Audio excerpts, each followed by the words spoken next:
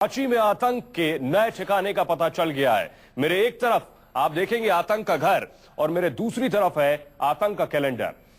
तो जांच टीमें इंडियन मुजाहिदीन के गिरफ्तार आतंकी इम्तियाज अहमद के घर तक पहुंच गई हैं। इम्तियाज का यह घर रांची के सीठिया गांव में है। 2 मंजिला इमारत को इम्तियाज ने आतंक का रिसर्च सेंटर बना रखा था।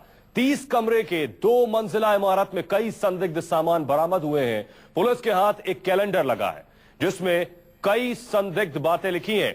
इस वक्त आप अपनी टेलीविजन स्क्रीन पर वो कैलेंडर देख पा रहे हैं जो आतंक का कैलेंडर है। इस कैलेंडर पे बहुत सी ऐसी बातें लिखी हैं, बहुत सी ऐसी चीजें मिली हैं जिससे यह साफ होता है कि यह साजिश कैलेंडर में लिखी गई थी। यानी 26 और 27 अक्टूबर को क्या कुछ करना है, यह पूरा षड्यंत्र और साजिश इस कैलेंडर पर मौजूद है। दूसरी तरफ हम आपको आतंक का वो घर दिखा रहे हैं जिसमें यह पूरी साजिश रची गई। आतंक के इस घर में थोड़े बहुत नहीं, पूरे 30 कमरे हैं। इस घर में इम्तियाज रहता था, इम्तियाज अहमद, जिसे माना जा रहा है वो रांची से एक पूरी 12 सदस्यों की टीम लेकर पटना पहुंचा। ये 12 लोग इंडियन मुजाहिदीन के वो स्लीपर सेल थे जो पटना में पहुंचे और इससे पहले ये लोग रांची में मौजूद थे। पटना पहुंचने के बाद इन लोगों ने बम धमाकों को अंजाम दिया और उसके बाद वापस वहां से निकल भागे। बेशक जांच टीमें अलग अलग दल बनाकर इनकी तलाश में जुटी हैं। पटना में लगभग 200 से ज्यादा होटलों पर छापेमारी की गई है। रांची जो टीम गई है वो टीम इम्तियाज के सीठिया गांव में मौजूद घर भी पहुंची है। तो इस पूरी साजिश को बेशक सीमा पार कराची में बैठे तहसीन अख्तर ने रचा हो, लेकिन कराची से रांची तक इसका बड़ा कनेक्शन सामने आ रहा है। और यह जो तस्वीर हम आपको दिखा रहे हैं यह है उस शख्स इम्तियाज अहमद की जिसे बताया जा रहा है जिसने पटना में बम ब्लास्ट को प्लांट किया। ये वही मास्टरमाइंड बताया जा रहा है जिसने पटना के गांधी मैदान, इसके अलावा पटना के रेलवे स्टेशन के प्लेटफॉर्म नंबर 10 के टॉयलेट में भी बम को रखा था।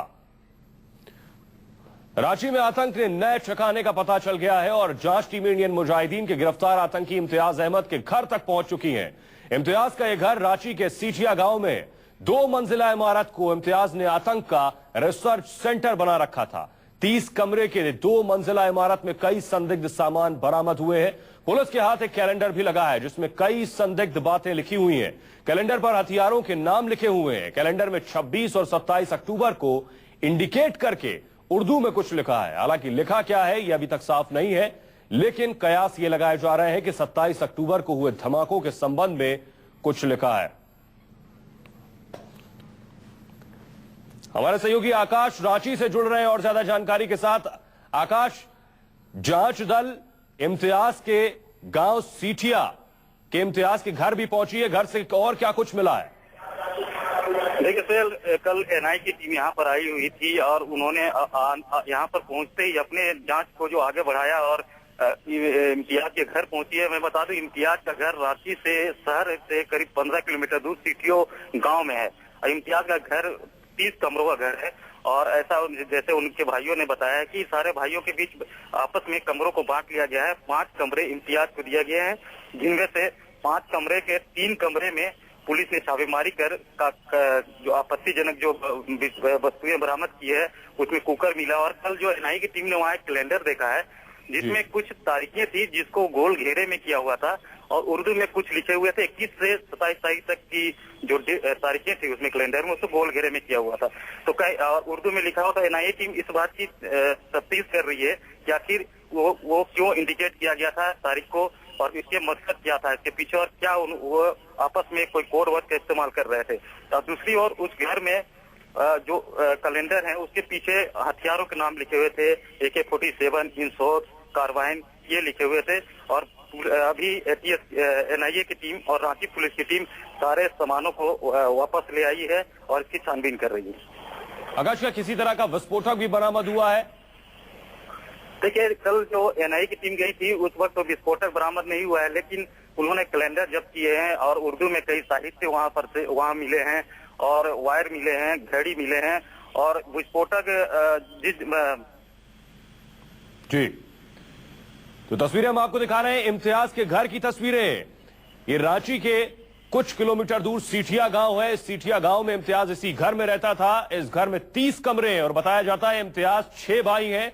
6 भाई में से 5वें नंबर का इम्तियाज अहमद है। बाकी के 5 भाइयों की शादी हो चुकी है, इम्तियाज की शादी नहीं हुई है।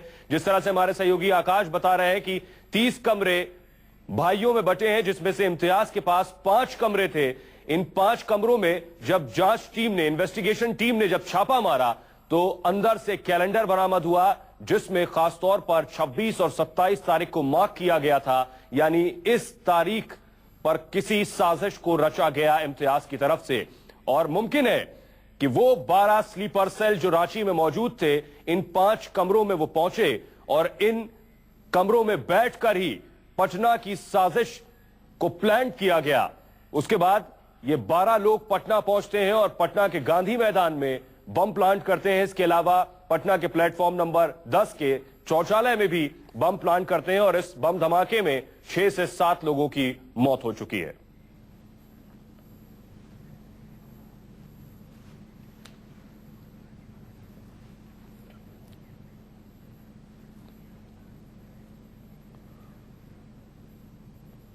और इस बीच सुशील कुमार शिंदे ने कहा है कि केंद्र की तरफ से अलर्ट भेजा गया था और अलर्ट था, बेशक ये कहा गया था कि 24 सितंबर को जो अलर्ट भेजा गया था उसमें स्पेसिफिक इनपुट नहीं था, लेकिन 23 अक्टूबर को जो अलर्ट भेजा गया है उसमें स्पेसिफिक इनपुट था।